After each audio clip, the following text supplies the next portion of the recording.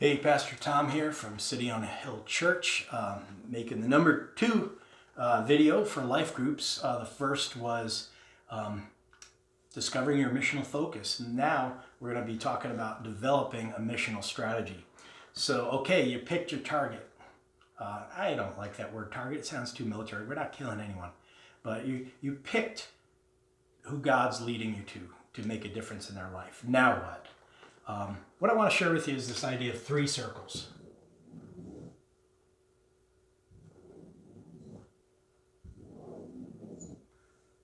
Maybe 3 ovals, whatever works for you. And we've got 3 different things. So we won't call it target, we'll call it our focus group. And then over here we have our resources. And over here we have our models or strategies, ministry models. What you want to do is, first of all, figure out your target. Okay, so let's say, for example, maybe your target is troubled teenagers. So as you look at your focus, you're going to collect all the information you have about troubled teenagers. Do some research. Spend some time with some troubled teenagers. Spend some time with people that know about troubled teenagers. And then you want to kind of, somewhere off to the side, make a list. Everything we know. Because again, this is what missionaries do. And we're talking about being missionaries, right? So if I'm going to Ethiopia in the 80s, then I need to say, what's everything I know about Ethiopians in the 80s? Well, they're starving. Okay, that's probably going to affect our strategy. So what do we know about troubled teenagers? So first you want to kind of develop that focus and define the group. What is everything you know about the group or the target? Next thing is resources. What is everything you know about you? Who are you as individuals and as a group?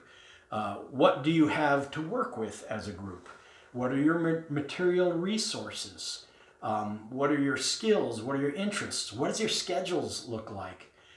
Does it fit in your lives? All that stuff is important because you might go, all right, we know all this about troubled teenagers, and so, you know, well, let me get over here to models first. Models, after you've listed all your resources, models are all the things you could possibly do, and I'd encourage you to brainstorm every crazy and creative idea that you can come up with.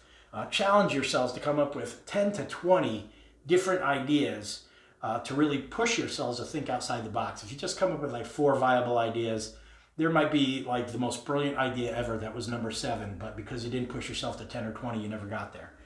So brainstorm the ideas, and then what you're going to do is where these 3 circles overlap. So for instance, if you're, again, working with troubled teenagers, one of the things you're going to learn is that part of the reason they're troubled is they don't have many healthy relationships in their lives.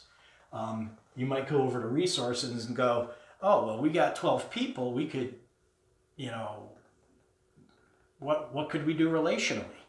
You might go over to ministry models and go, well, we could do mentoring.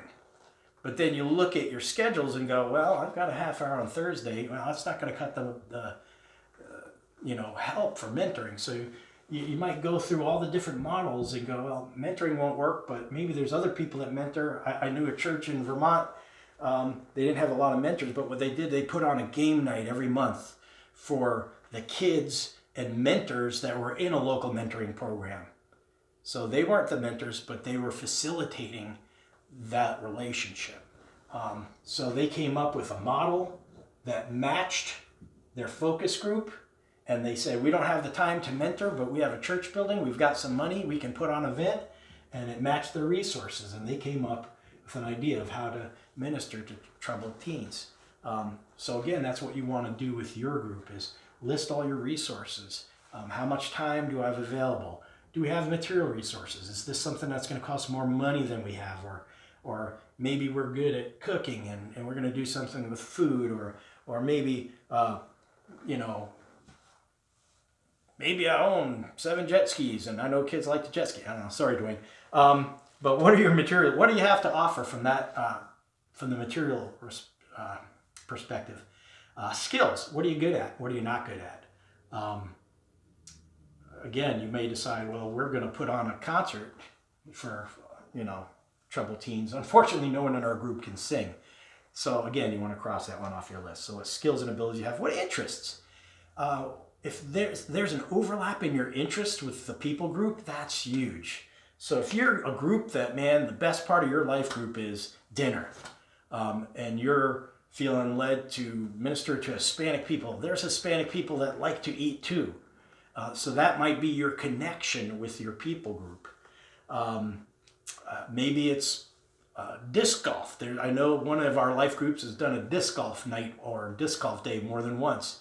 And there's people out there on the course, or maybe there's people, again, troubled teens, but they don't know anything about the game, but anybody can play disc golf. So where can your interests feed into your ministry? And then, of course, your schedules. Does it fit into your life? And I will say this about does it fit into your life? I'm too busy to do anything. That really doesn't cut it, because the reality is you're a steward. God gives you every breath. God gives you every hour. Are you using them to glorify Him? If you're simply using them to do your job and watch Netflix and da-da-da-da-da and all the other business of life, you need to be obedient, restructure your time.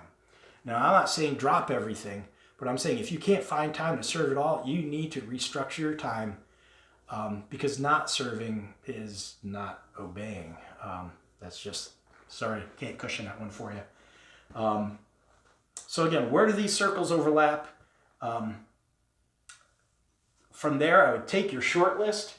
There might be a lot. You might have 4 things that overlap. Take your short list and pray through it. Pray hard over it as individuals, as a group together. And then, even if you're not sure it's the right one, pick one and do it. Just do it. Just jump in the water. You gotta just move forward. You can't dilly-dally and debate forever. Jesus might come before you get to do it. So do it quick. I want Him to catch you doing it. So pick something and do it. And once you decide, ask yourselves how until you have a clear plan. Now, those of you who've been in group with me before, you know that when you're picking your next step, I always say ask yourself how 3 times. So if you go, well, my next step in growth is I need to have a better prayer life. Well, how? Well, probably I need to schedule more prayer times. Well, how? All right, I'm going to schedule prayer times every morning from 7 to 8. Well, how? I'm going to put an alarm on my phone to wake me up in time. See what I'm saying? Ask yourself how 3 times. It goes from nebulous thing that you'll never do to concrete thing. And I would say do the same thing with this. So if you say we're going to do a game night for troubled teens, how are you going to do it? Well, we're going to do it monthly at the church building. How? Ask yourself how until you have a clear plan. And it's a clear plan that you know when it's happening, you know who's doing what, and that's all covered. So again, not to say it's going to be a project thing. It may be a relationship thing. I'm in a group that our missional focus so far looks like it's going to be our neighborhoods and our non-Christian friends. And so we're going, all right, we're going to start doing stuff that we can invite them to. And we're going to start thinking about and praying about ways to connect with them and serve them. And so it's going to look maybe a little more lifestyle-ish than programish. And that's a fine and dandy thing. So I encourage you to move forward. Hopefully this video is helpful. I'll try to include with these videos some kind of worksheets that you can take as a group, and you've got it all on paper and can kind of work through each step on the way. And so I pray this is a blessing. I'm excited to hear what you come up with. I'm excited to hear what God does through you. I think it's going to be amazing. So thanks for watching. Bye-bye.